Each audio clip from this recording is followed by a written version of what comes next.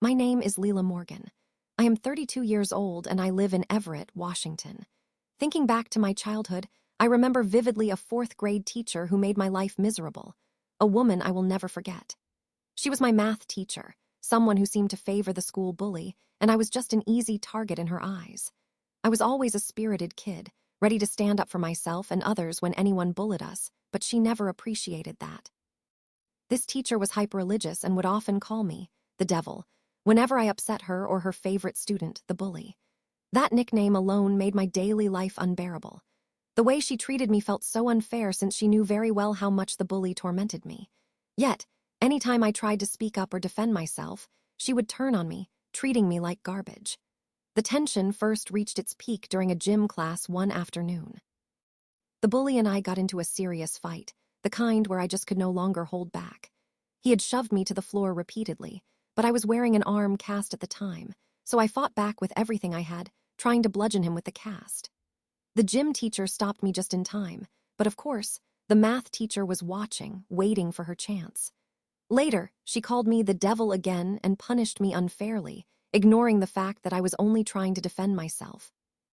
That was the moment I realized I had to take matters into my own hands, and I set out to prove her right, just as ironic and twisted as that may sound. Over the next couple of weeks, I dedicated myself to a secret mission. I hunted down every single online psychic, tarot reading, and medium service I could find, every one that I knew would infuriate her. She was a deeply religious woman who would detest anything related to the supernatural, and I planned to use that to my advantage. Once the chaos from the gym incident had faded, I quietly signed her up for all of these services using her school-issued email address. It was my little rebellion, hidden in plain sight. The best part was that I never got caught. I remember later hearing about the school adding extra email protocols for the teachers to avoid problems like what I had done, and I smiled to myself, knowing exactly what had caused the change.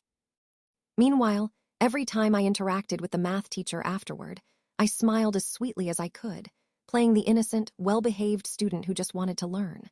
I poured on the charm and laid on the cheese thick. At the same time, whenever the bully asked me for help with math, I started misleading him on purpose. I would pretend to show him how to solve the problems, but I gave him wrong answers and confused explanations, knowing the teacher was watching his grades plummet. Watching her nerves unravel as she tried to figure out what was going wrong was even sweeter than winning the fight in gym class.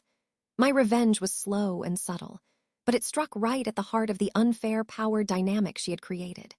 In the end, she was left bewildered and frustrated, her beloved student struggling more and more, and her judgment questioned by both students and faculty.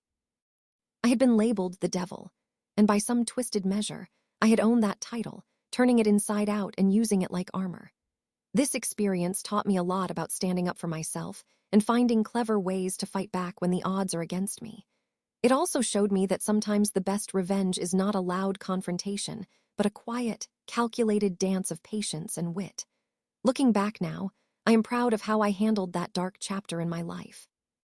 It was a lesson in resilience and creative justice, and I carry that strength with me every day in Everett.